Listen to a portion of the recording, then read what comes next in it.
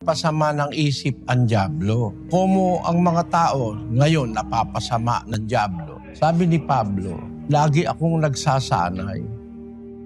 Ang ibig sabihin ng lagi nagsasanay, kasi napulyot na yung isip saka yung puso ng tao.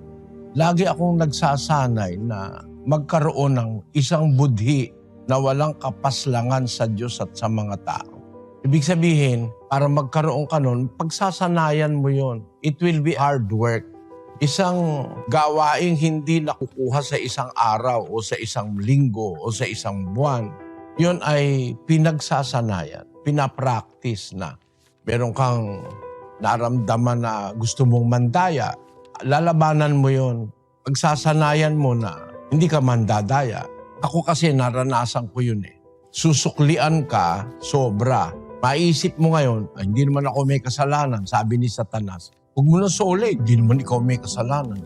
Lagi kong ginagawa, pag nararamdaman ko na huwag ko nang isoli, sosoli ko.